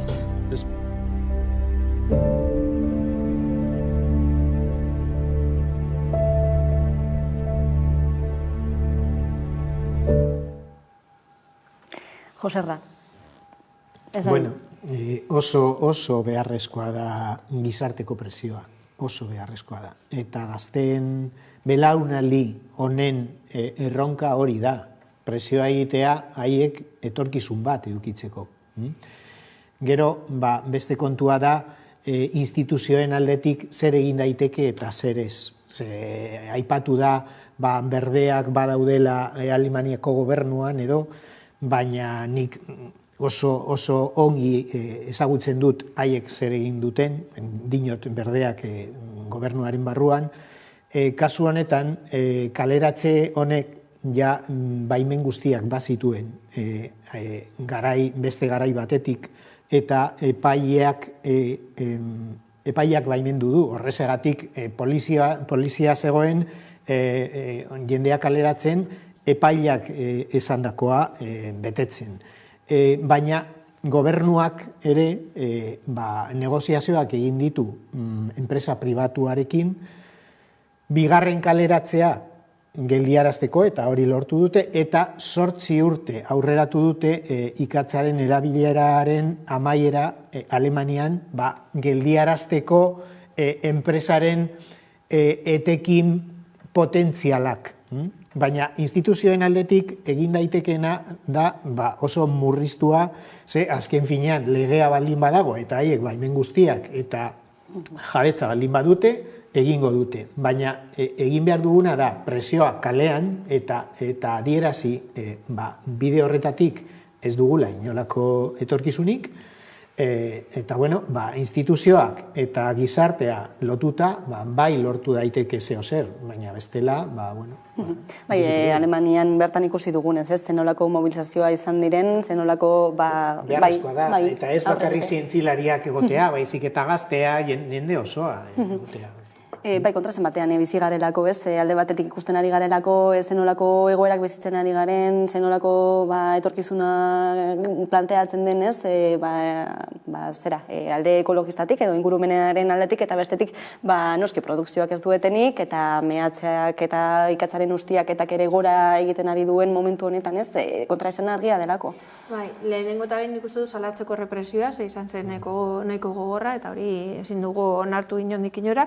Eta gero, zu komentatu duzuna, haiek bere baimen guztiak dituzte, batzutan legeak aldatzen dira, eta igual da momentua legeak aldatzeko, ez negozioak egiteko, baizik eta olako egoerak egoerekin amaitzeko, eta noski nik uste dut gizartearen presioa beharrezkoa da, eta gainera funtzionatzen du, gero eta gehiago ikusten dugu, bihar hasiko da greba Frantzian pentsioak direla eta berriro nik uste dute postasuna izan, posten gaituena da hori sindikatu guztiak biltzea eta eragile asko egotea horren atzean, grebaren aldekoak, eta jakitea 1985 nolako bat egon zala bai pentsioaren moldaketak gelditzeko, eta lortu zuten nik uste dut, eta espero dut, bihar komunizazioak gauza bera lortzea.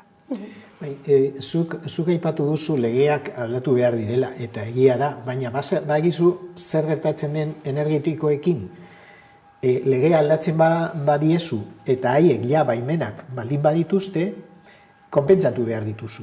Eta dirutza emango da, emango die hori egiten baduzu. Orduan, oreka mantendu behar dute instituzioetan, bai, murrizteko, euren mozkinak murrizteko, baina ezin duzu ikutu, haiek dituzten baimenak, ze bestela, emango diezu dirua, izango da, justu igual, bikoitza edo hirukoitza. Orduan, ikuspuntu horretatik, Tapia Andereak esaten duenean, baimenak eman dira. Justu honetan, baimen horretan daude euren etekinak. Eta ez badituzte lortzen edo legea aldatzen baduzu hori ekiditzeko, orduan haiek irabaziko dute auzia eta dirua emango behar diezu. Orduan oso zaila da energetikoei aurre egitea dirua eta boterea galdu gabe.